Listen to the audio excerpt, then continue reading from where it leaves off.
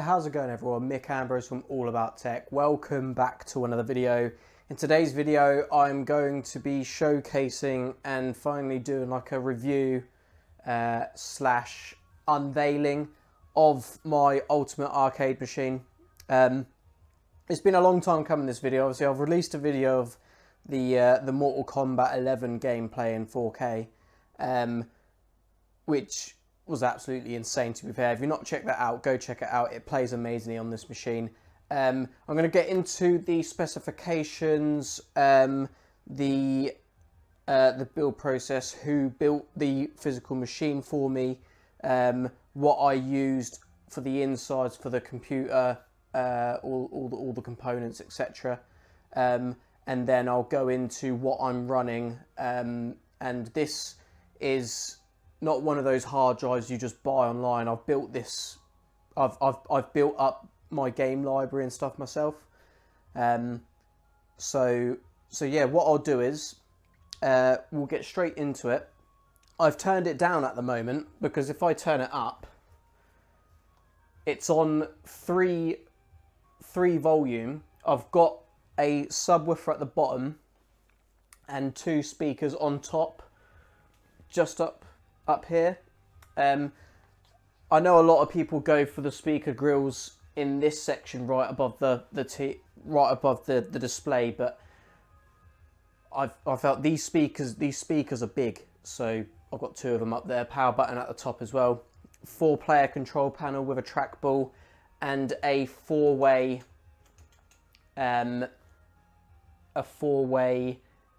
joystick with a couple buttons. The reason why I'm only just getting this video out today is because I've done one of the last things that I've really needed to do with the machine, and that is I've got a sensor bar all sorted, installed, and that sensor bar allows me to play Wii games flawlessly, main light gun games flawlessly. It's running a very powerful system in here, so I'll go into that first. So the components inside that are running this, it is a 7600K i5, 16 gigs of RAM on a Z270 motherboard, and I've got a 1080 Ti in here. Now, I know it's kind of overkill, a 1080 Ti in this, but this is a 4K TV, and I wanted to just absolutely make sure that 4K will run well on all of the modern games. I know it only has to run at 60 FPS because it's a TV output in 60 Hertz anyway, so I just wanted to make sure that it had that horsepower there.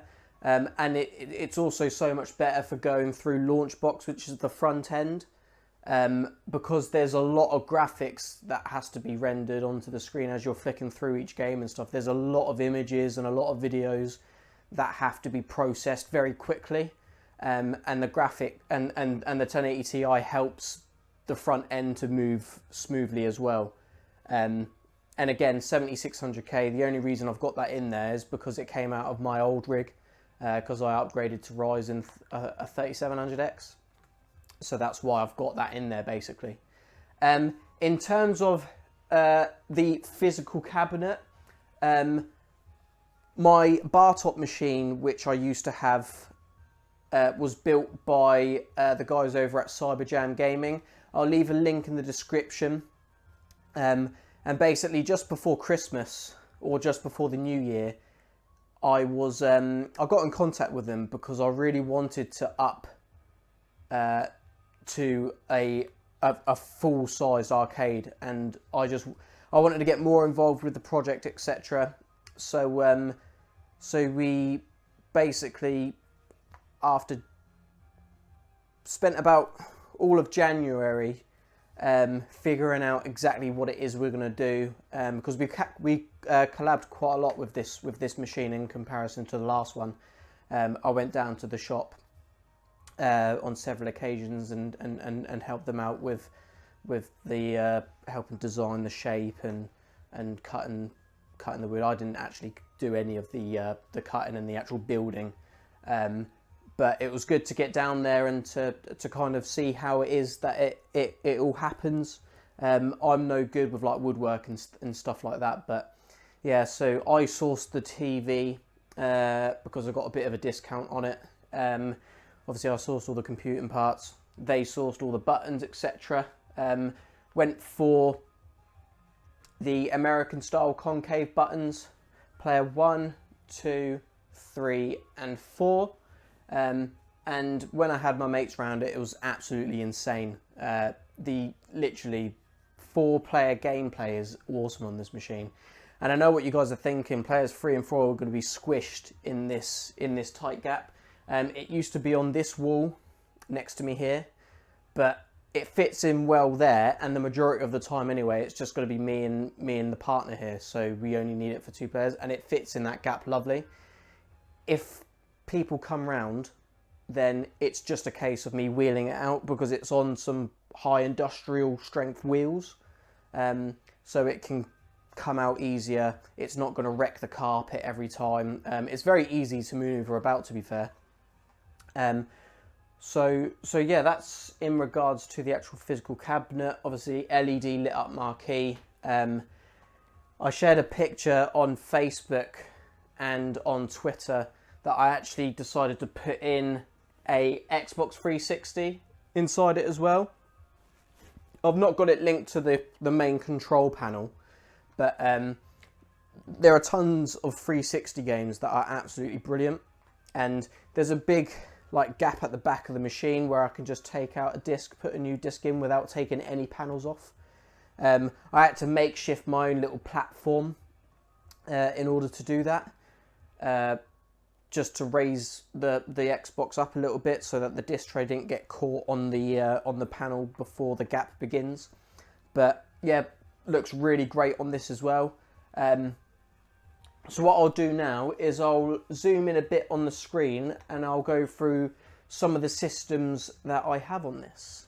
Right, so I'm going to try and stay out of the screen as much as I can, but this is it all already launched into LaunchBox. What I'll do is, just to give you a bit of a taste, that's just that volume. You can see the bar. It's ridiculous how loud this thing gets. The cool thing about this TV is that it's Alexa enabled, so I can actually use my voice to change the input on the TV if I want to move over to the Xbox. The good thing about this as well is that when I turn the system on, it doesn't just turn everything on. That button goes directly to the PC only. So if I want to turn on the PC, it's with that button. If I want to turn on the Xbox, I just use the Xbox 360 controller and do it that way. But anyway, yeah, into the main menu of LaunchBox. This is LaunchBox Big Box. You do need to pay for a license for it, but I find it so much better than Hyperspin just out of regular updates from the LaunchBox team. The way in which you import your games, your ROMs, etc., or your artwork and stuff does it for you. If you've got an Emu Movies account, it will automatically sync it to it, so it'll download all your artwork and everything for you. I did like Hyperspin, don't get me wrong, and I spent a lot of time developing my skills on Rocket Launcher and everything like that. This still runs Rocket Launcher in the background when you're launching your games. That's how I get my loading screen, all my bezels, etc. But in terms of the actual software, I just think LaunchBox is better, and you pay like 20 quid for a year's license, or you can pay a bit more for a lifetime license, and I think it's definitely worth it. But anyway, going right back up to the top, I used the middle joystick and the 2 buttons which run off its own dedicated Zinmo USB encoder. These are all on generic 0 delay encoders that translate them into normal gamepads. And then this is a separate one which I use purely for the LaunchBox menu and then any 4-way joystick games like Pac-Man. Going through, and the reason I do that, by the way, is so that I can use a dedicated button at the top in the middle to exit any game. rather than have to do a combination of buttons, etc. I just want one button that will just exit any game no matter what I'm in, which is a feature of LaunchBox. Going through, I've got Atari consoles, Jaguar, Atari Lynx, Astrocade, ColecoVision, Amiga CD, Arcadia, tons and tons of different systems. MAME, I filtered out quite a lot of the games on MAME. I filtered out basically anything that doesn't have all the artwork. I filter it out, so it says total games 2,800. There's actually about 9,000 MAME games, but a lot of them are broken and a lot of them are not necessarily repeats, but they don't have all the artwork and stuff, and I want the front end to look good. And it's not like I'm going to run out of games to play, is it? So, MAME. N64 works quite well with the joysticks. Nintendo DS works well. The NES, Disk System, Game Boy Advance. A lot of these are running RetroArch. PS1's running EPSXE, which I've got upscaled to ×8 resolution, so it looks really crisp, to be fair. Tekken 3 looks insane on this machine. Tekken 3 is like my favourite fighting game of all time. Stellarview, Virtual Boy. The Wii worked quite well with some games on the joysticks, that's absolutely fine. But today, I actually installed the Dolphin Bar, which is a sensor. I've got it just at the front here, at the bottom, just underneath the display. And just before I go into a game, I can turn on the Wii remote, press sync, it will sync it up. And I don't need to go into Dolphin anymore because I set it to continuous scanning. Whenever I go into a game, it will pick up the Wii remote, and then it works flawlessly. I've been testing a few games, works so well. Just like as if you were playing it directly off of the console, which is brilliant. Keeping on going, Autonomous Wave, 32X, Dreamcast, Game Gear, Genesis, Master System, Sega M2, the Naomi, Sega Saturn, PS1. This PlayStation 1 and the original Xbox are my two all-time favourite consoles. So there are tons of games on PlayStation which work really well with the joysticks. All the fighting games is just one example. PS2, like I said, this is a high spec PC. This has a 1080 Ti in it, so I can upscale PS2 resolution ×X as well. And Tekken 4, Tekken 5, they all look absolutely crisp. It will play Shadow of the Colossus no problem at all, although you probably won't want to do that with joysticks. Yeah, high-end system, and the main reason why it's so high-end is mainly because I upgraded my main rig, which is what I'm recording and editing, etc. I only went for a 2060 in that machine, but yeah, I thought I'd put the better GPU in here just because it's just better all round, really. Super Nintendo, Supervision, Windows-based games. I'm going to go into this just to show you, because it looks insane. What I'll do is I'll go to Tekken 7 for a minute. We'll go in that. And Tekken 7 is literally, it's the modern fighters, which is the reason why I decided to go for something that had a 4K display. A lot of people will say, it's so overkill having an arcade machine that's 4K because you want to play it for your old school arcade games, etc. Yet there are so many Windows-based games that work so well on arcade-based controls. Obviously, you've got your Modern Soul Calibur on the PC, you've got Mortal Kombat 10, Mortal Kombat 11, Mortal Kombat Complete Edition, you've got Tekken 7, you've got Castle Crashers, you've got Battle Block Theatre. There's so many. There's literally so many. And what this is doing is, because these are coming through as generic USB controllers, it's using another software to translate them and convert them to trick Tekken into thinking they're genuine Xbox 360 controllers with X input, which makes it then better, because some games, especially when you're playing Steam, it will pick up player 1 and player 2 as just one player, and it gets really annoying. Let me quickly go into this, because it just looks insane. It probably won't look amazing on the camera there because you're over the far end and I'm zooming in. But let's just go to an arcade battle.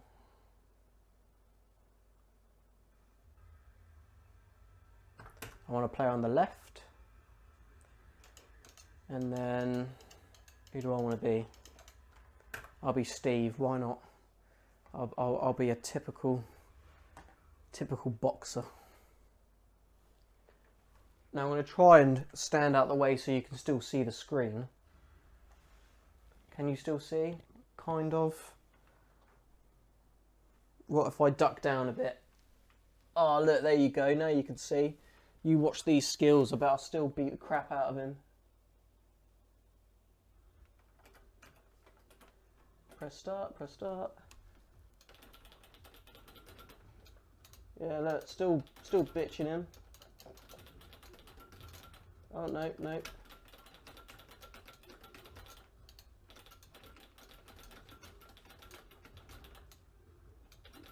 Come at me, bro. It's insane. Like, this game looks so good.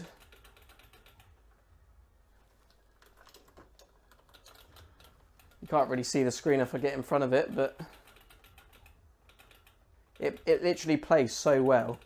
I'm looking at the viewfinder on OBS to actually play. Look at that, another KO.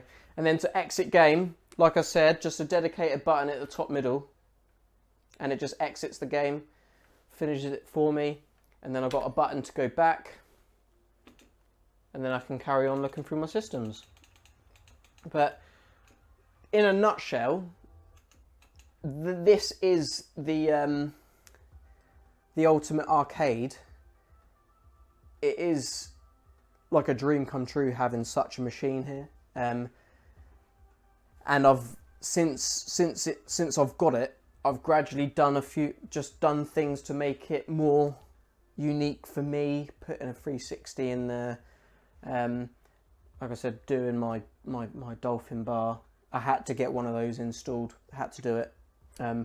Because now I can go into MAME and I can play light gun games like Time Crisis, and even to play like Time Crisis 2 2-player and stuff, you can use a plug-in for the PlayStation 2 emulator to be able to use Dolphin Bar with Wiimotes.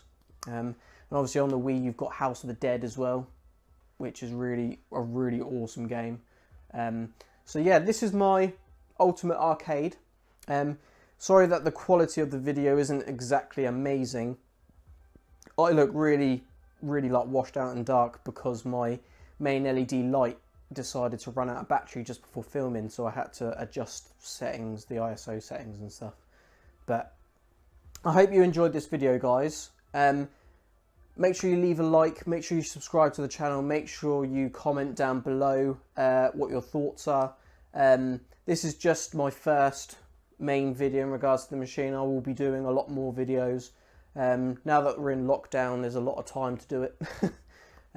Not much time to do much else, to be honest with you. I'm working from home. Obviously we're on lockdown. We need to fill up the time somehow. So I'm actually very lucky I have such a machine here to mess about with now. But yeah, if you like this video, comment down below, subscribe to the channel, and I'll catch you guys out in the next video. Peace out.